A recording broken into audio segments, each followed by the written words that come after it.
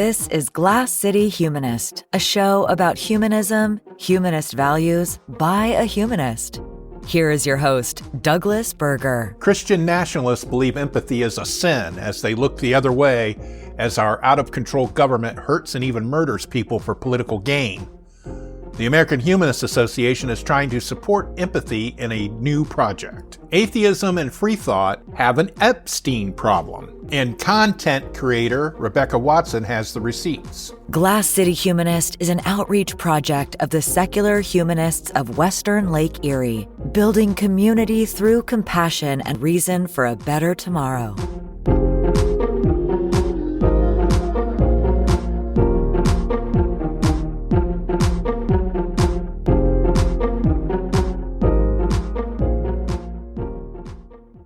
I'm going to talk to you about a religious debate, believe it or not. I know most of the time I don't concern myself with actual religion in this space because I am an atheist, and the focus of this program is usually humanism, which is not focused on religion, even though some people who are believers can be humanists if they try.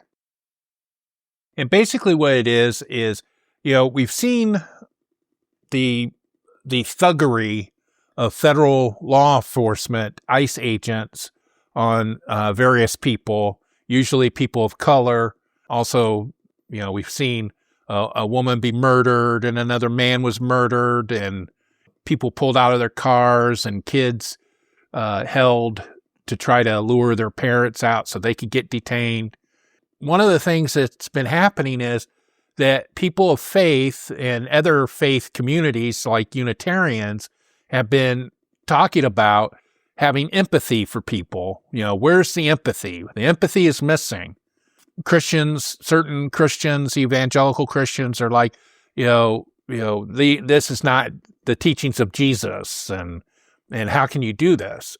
And then on the other side, then you have people like J.D. Vance and Elon Musk who basically have come out and said that empathy is a weakness and it is a sin and people should stop doing it.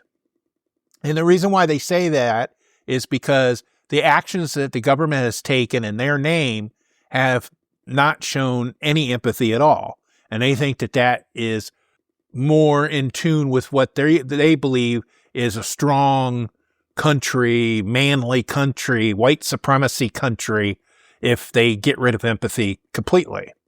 Now, it ties in a little bit here into what we talk about with humanism, is because empathy is one of our 10 commitments.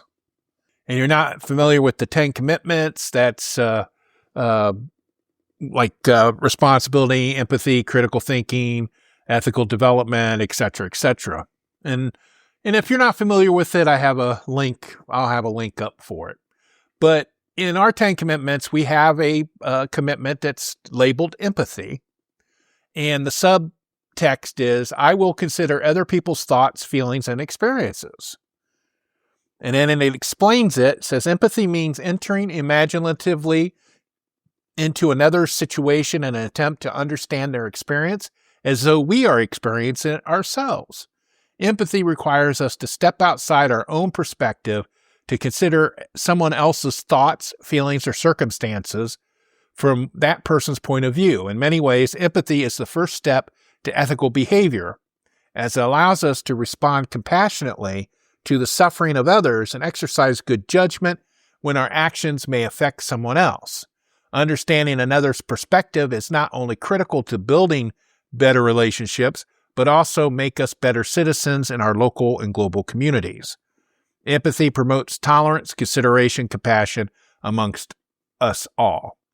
And the other thing to take from it for, trying to label it as a kind of a religious thing is kind of like the golden rule. Do unto others as you would want them to do unto you. Walking in other people's shoes. That's another good one. Another one I like is if you're watching video shorts like on Facebook or TikTok or YouTube, and you see somebody riding a bicycle and then they fall down on pavement really hard, and you yourself, you're like, ooh, that hurt. That's empathy. believe it or not, that's empathy. You have empathy for that person because you are experiencing, you're getting inside of them, experiencing what they're experiencing, and it's like a visceral feeling when you see somebody get hurt that way, you feel it too. That's empathy. And so what it is these white supremacists and demagogues like Musk and J.D. Vance, they look at empathy as being a sin or being not correct because they think it prevents them from doing what they want to do to other people. Because in order to deport thousands of people, you actually have to rip them out of their community. And most of the time, if you have empathy for someone, you're not going to intentionally try to hurt them. You're not going to go into this process saying, I'm going to hurt that person. What do they call that? Being psychotic? Is that might not be. I'm not a mental health person, so I don't know. But that kind of reminds me of that. If you're not empathetic, you're psychotic, I guess. But the other term that some of the people on the right they've called it suicidal empathy. Basically what it is they think that your empathy is taking things away from you. It's kind of like people that are too altruistic. They give away their money and then they're broke. And nobody says that. Nobody rationally says that about empathy. Well, you should give everybody so much empathy that you have none for yourself or it takes away from you. So that's what they're taught about. And so the PBS news website had an article that, when was this published? In August. And it was titled, "Is Empathy a Sin? Some Conservative Christians Argue It Can Be." And I'll have a link to this article, but I just wanted to, some points. The word empathy appeared in English for the first time in 1908, taking from a German word meaning in feeling. So it's a new word, relatively new word. Vice President J.D. Vance, he framed the idea in his own religious terms, invoking the concept of ordo amoris, or order of love, within concentric circles of importance. He argued the immediate family comes first and the wider world last, an interpretation that then Pope Francis rejected. Now, most people, that's how it operates for you. You're more inclined to feel more empathy for your immediate family than you are somebody that you don't know. But I mean, it's not always absent. It's like a lesser degree. If you know that your uncle is dying of cancer, you're more empathetic to his struggle and you want to try to help him than, let's say, Joe down the street who you don't know, who you see every day, and you find out he has cancer. You're less empathetic about that because he's not a family member. He's not a loved one. That's just common sense. But they turn this, like Vance and the right-wingers turn that to justify their actions. This one author, Allie Beth Stuckey, she's the author of a book called Toxic Empathy, How Progressives Exploit Christian Compassion. Her comments in this article, I really encourage you to read because, one of the arguments that these religious people and people like Unitarians say when they complain about the actions of the Trump administration is, that Jesus wouldn't approve. You're not acting like Jesus. And so they have here, it says, Stuckey admits Jesus is an empathetic figure. In her book, The Southern Baptist from Texas writes, in a way, Jesus embodied empathy when he took on flesh, suffered the human experience, and bore the burden of our sins by enduring a gruesome death. She's clear that empathy can be good, but she writes it's been co-opted to convince people that the progressive position is exclusively the one of kindness and morality. And it quotes her as saying, if you really care about women, you'll support their right to choose, she writes of this progressive line of thinking. If you really respect people, you'll use preferred pronouns. If you're really compassionate, you'll welcome the immigrant.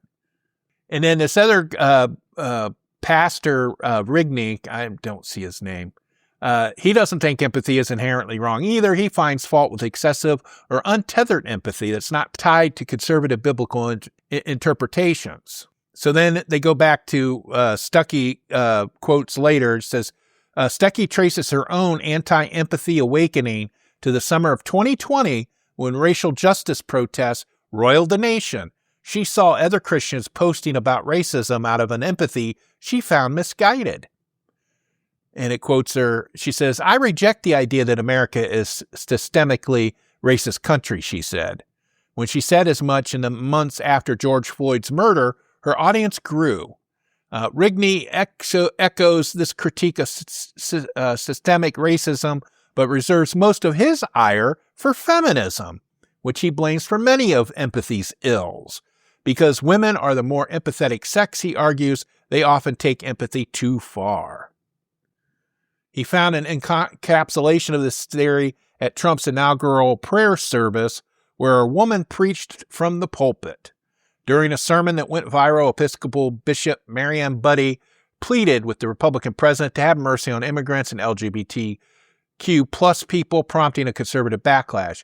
Budde's attempt to speak truth to power is a reminder that feminism is a cancer that enables the politics of empathetic manipulation, Rigney wrote for the Evangelical Word magazine. So there you have it. That is why these people on the right hate empathy, because it's used by progressives, religious progressives and liberal Christians to tisk them for their actions that are not empathetic at all. And so not only do they reject empathy to justify their racism, but also their misogyny. And you see that. There was just a report that came out the other day that Pete Hegseth, who is known to be a practitioner of very extreme Christian nationalist evangelical Christianity, is having the Defense Department review the women in combat roles in the military. And it's very possible that they're going to get rid of women in combat roles in the military and possibly push them completely out of the military, because that is their religious bias, that women shouldn't be allowed to be in powerful positions because they believe that that's only for men, and that men should only be the leaders. They should only be the ones working. Women should be in the home. So, I've identified this problem with this backlash against empathy that's going on right now. And you're like thinking, well, what are we going to do about it? Well, there is something that can be done about it. And that is the American Humanist Association has started a project called the Empathy Project. And what they're going to do, what they are doing is they are offering $100,000 worth of grants to chapters and groups and even non-humanist groups who want to do something for May 2nd, which is the National Day of Reason, I believe, or in that vicinity where you have the National Day of Reason, to do some kind of activity that is empathetic. All right. So the promo for this group, the American Empathy Project, is we're giving away $100,000 in grants to fund service projects across the country because empathy is stronger than cruelty. Join us. And then they have grant applications are due by March 13th. And the event is going to be, they want you to have this event on May 2nd. You could do things on food over cruelty, conservation over cruelty, affirmation over cruelty, care over cruelty, welcoming over cruelty, respect over cruelty. And I was looking at one of them. The care over cruelty involves people writing letters and postcards to their elected officials about affording basic health care, wanting to make sure that people are taken care of. and also using grant funding to cancel medical debt, which I was amazed. You can do that. You can donate like $1,000 to this company that purchases medical debt. And then what they'll do, they could purchase up to $100,000 with that $1,000 and cancel it. And we've had that happen here in the Toledo area through the city of Toledo. They paid a few $1,000s to buy medical debt and got it canceled. And I think that's a very good thing. The affirmation over cruelty is to help out the LGBTQ people. Conservation, it talks about reuse or recycling what you can and cleaning up pollution. The big activity is cleaning up litter. That's always a good one. Food over cruelty is to focus on child hunger and pack shelf-stable meal kits for a local food pantry. The welcoming over cruelty is to gather everyday supplies based around your community needs and deliver them to families impacted by ICE activity. That's always a good one. And respect over cruelty is to reconnect with your elders. Lead a joy drive for a local senior center. Put together a fun collaborative activity. Enjoy it with your local elders. Those are all good. And so what I'm going to do is I'm going to play for you a video clip from Amanda Nelson. She is a political content creator. She lives in Virginia. I follow her. I've been following her on Facebook, but her Instagram account is very good, has all the same thing. And so if you're really looking for some insight on politics, she's always good to follow. But she did this nice thing for the American Empathy Project, and I'm going to play her promotion of it to finish out this thing. Oh, and I also need to let you know too that there are partners in this American Empathy Project. It is American Atheists, Interfaith America, Recovering from Religion, and the Secular Coalition for America. And they are joining the American Humanist Association and getting this American Empathy Project off the ground. And like I said, empathy is part of our 10 Commandments. I fully support empathy. You really, very rarely can you go too far. You can't go too far with empathy. You really can't. And I don't think it's a detriment to society. I don't think that it shows a weakness. I don't think it's a sin. I think we need more of it. We need more empathy. We need more compassion. And I think that this political divide that we are experiencing in this country is you have on one hand the people that are not compassionate, are not empathetic, are in charge and are hurting a lot of people. And then on the other side, you have people that want to be compassionate, want to be empathetic, that want to help everybody. Those are the people we should support. No matter what you do, support them locally, statewide, countrywide, worldwide, because those are the people that you want to support because they are making the difference. The people that are hateful and want to hurt everybody and they don't care that they're hurting people, those are the people we do not want in this world. We do not want them to have a place in the power. We don't want them in charge of anything because they are not good human beings, and we need more good human beings. So I'll finish up. I'll play this clip, and this is Amanda Nelson talking about the American Empathy Project.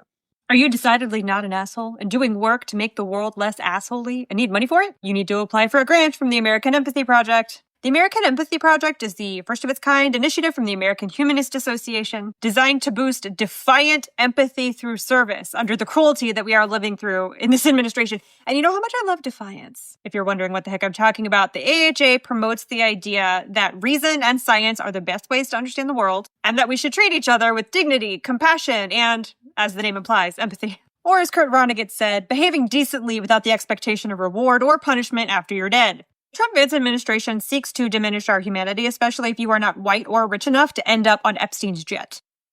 The Empathy Project is a way to fight, giving away $100,000 in grants to service projects that promote empathy and build community. can be projects of your design, or you can pick from one of their suggestions, complete with how-tos: food, care, affirmation, welcoming, conservation, respect.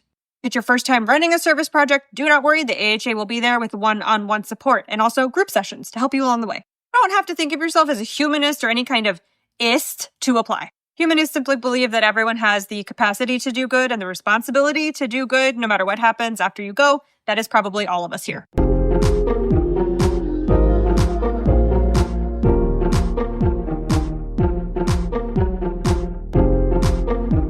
For more information about the topics in this episode, including links used, please visit the episode page at glasscityhumanist.show.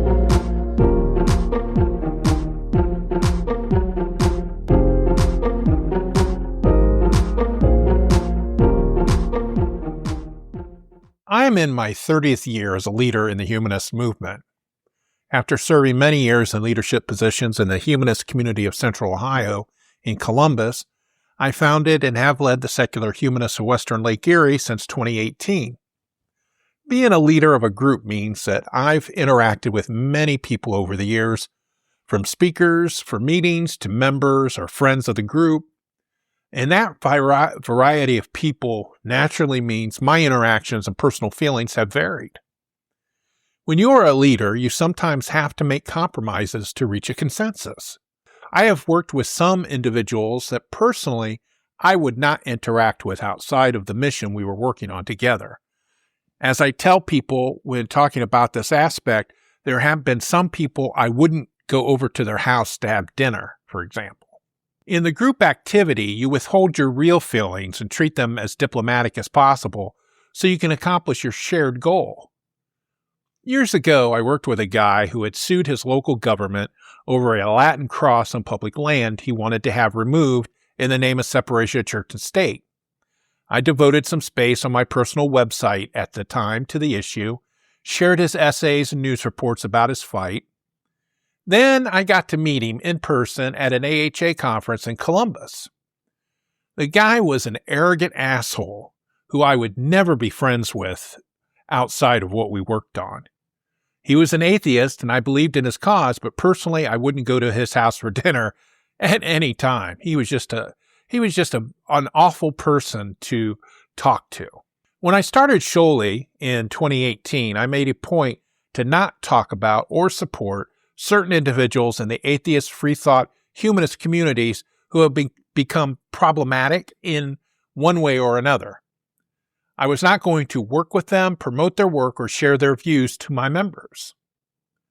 As host of the Glass City Humanist podcast, I've made a point in my stipulations about guests I interview that should they turn out to be terrible people, like if they get accused of sexual harassment or convicted of child abuse, I would remove their episode and expunge them from the show website completely. I refuse to give a platform to any terrible people, no matter what our shared mission is or the shared outcome we desire. I will also call out the bad people when they are being bad people, no matter if they are religious or atheists. A national news story that's been going on for several years now is about Jeffery Epstein. He's the American billionaire, child sex offender, convicted child sex offender, serial rapist, and human trafficker. He pled guilty and was convicted in 2008 by a Florida state court of procuring a child for prostitution and of soliciting a prostitute, and served 13 months in jail. He was arrested on federal charges in 2019, but he died in his jail cell, allegedly, before he could be tried in court. Epstein is an interesting character because he starts out as a failed teacher at a prep school, and by the 1990s was telling other rich white guys what to do with their money and becoming very wealthy himself. President Trump and other Republicans ran their 2024 campaign in part on releasing the Epstein files on their claim that it only contained information on rich and powerful Democrats. When Trump was elected again, his administration refused to release the files. The speculation and rumors led to a firestorm until Congress passed a law that required the Department of Justice to release all the case files. The administration has been dragging their feet, and releasing blobs of files, usually on a Friday, to try and lessen any blowback to them. And we've also found out that President Trump is mentioned thousands of times in these files. The Department of Justice has set up a web page where you can do a name search of the files, and that is what I really want to talk about.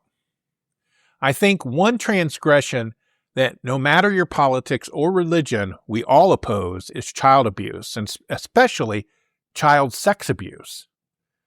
Just getting accused of child sex abuse can ruin your life. So imagine your life if you are convicted of it. You become a pariah in your community, and any good you may have done in the past is just wiped away. When I was growing up in Finley, I had a school friend whose older brother was arrested and charged with raping a man. My friend's family immediately lost friends and even a job because of what their son was accused of doing. And this was before he was even tried in a court of law. My friend's mother had been the den mother of a Cub Scout pack, and she was removed from that. The family eventually had to move out of the county to try and get a fresh start. Becoming persona non grata for child sex abuse is the usual result of such an event becoming public, unless you are a wealthy white man, as we have seen, as the names associated with Epstein have come out. So far, only Jeffrey Epstein and his girlfriend, Ghislaine Maxwell, have been the only people prosecuted for child sex abuse and human trafficking. And Maxwell is currently in prison serving a sentence for sex trafficking. Let me be very clear. If someone was a business associate of Epstein or a social friend prior to his conviction in 2008 and knew what he was doing or even participated in that abuse, they are just as liable for the crime and need to be prosecuted. If you still associated with Epstein after 2008, then you are a moron and need to be called out in public and shamed, maybe made the ward of a court. Rebecca Watson is someone I admire and have been following on her YouTube channel and social media for several years. She has been active in the free thought community, has appeared at conferences, and has advocated for women and other marginalized groups in our community. And Rebecca is mentioned in the Epstein files. She is neither a friend or associate of the man, but her name comes up in emails in the files for a specific reason.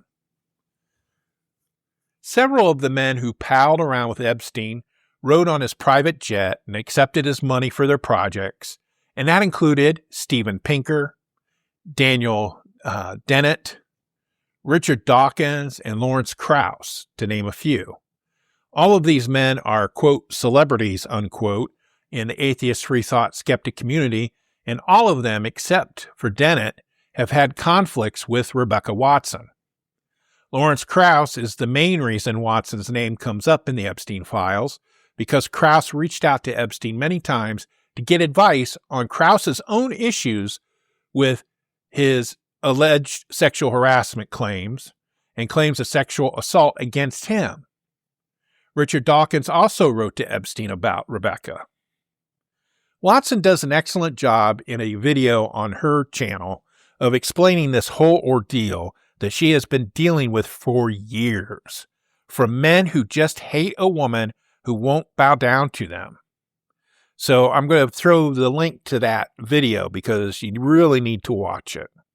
One point in the video that made my jaw drop is when Rebecca recounts the crap storm that was the Women in Secularism conference in 2013. I remember vividly reading about how then president of the Center for Inquiry, Ron Lindsay, gave the introduction. Or as Rebecca tells it in her video, he forced himself to give the introduction. The final straw came in 2013 women at CFI had worked really hard to put on their second annual Women in Secularism conference. And Ron Lindsay insisted that as president of CFI, he should be able to deliver the introduction. He did so, and he used his time on stage to spotlight criticism of feminists for silencing male voices because those men have privilege. In his speech, Ron Lindsay bemoaned the situation where the concept of privilege is used to try to silence others as a justification for saying, shut up and listen. Shut up because you're a man and you cannot possibly know what it's like to experience X, Y, and Z, and anything you say is bound to be mistaken in some way. But of course, you're too blinded by your privilege even to realize that. This approach doesn't work. It certainly doesn't work for me, said the man addressing an audience of women at the Women in Secularism conference that was entirely organized by women for women. It's enforced silence, he said, dogma spread by the likes of the religious and, of course, the Marxists. I remember back then that a lot of women with CFI and elsewhere quit the free thought movement over that incident, and the treatment by some of these men in particular. A friend of mine who was a local CFI leader eventually left the movement entirely because of the rampant misogyny from people like Krauss, Dawkins, and Lindsay. Watson sums up her video. Maybe we can build a secular movement through progressive humanistic ideals and good people doing good things for their communities. The idea that someone would think that, let alone say it out loud, terrified Ron Lindsay, just as it terrified Lawrence Krauss and Richard Dawkins and Jeffrey Epstein and every other mediocre rich man who was trying to coast by and just enjoy their lives. They were furious because it's like, what do you mean you don't need us? We're rich, we're famous, we have parties on tropical islands where all of our wildest dreams come true. And I don't give a fuck. You guys suck. You're idiots. I hate you. Just look at how scared of me Lawrence Krauss is. In one email, he's talking about some letter he wrote to try to defend himself from the BuzzFeed article. I couldn't find it, but I did find this evidence that he spent a lot of time working out exactly how vaguely he could describe me when trying to castigate me as ringleader of the movement to impugn leading male atheists, because Rebecca and her crowd are very, very vicious, and I don't want to start too much of a fire there. Yeah, you know what? You were fucking right to be scared of me, you disgusting, pathetic sex pest. I hope you never again do a lecture where at least one person in the crowd doesn't ask you exactly what you did on Jeffrey Epstein's island. And I hope that Ron Lindsay really enjoys having a little cameo in this latest release, really cementing his legacy as a man who enthusiastically helped run interference for a man who openly and gleefully harassed and abused dozens of women over the course of decades and who kept company with the absolute worst pedophile in human history. All so that Ron could keep his boys' club running without the pesky interference of women like me saying, hey, maybe you could stop talking long enough to listen to what we're saying. Hope it was worth it. Decades later, and we still have not dealt with this cancer of petty rich men and their snowflake feelings of being called out by a woman for being a terrible human being.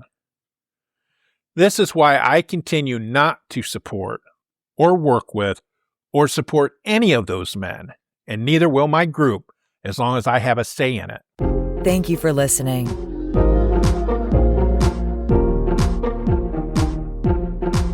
For more information about the topics in this episode, including links used, please visit the episode page at glasscityhumanist.show.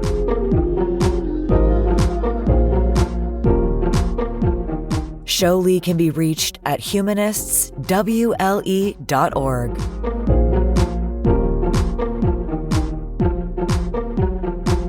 Glass City Humanist is hosted, written, and produced by Douglas Berger, and he's solely responsible for the content.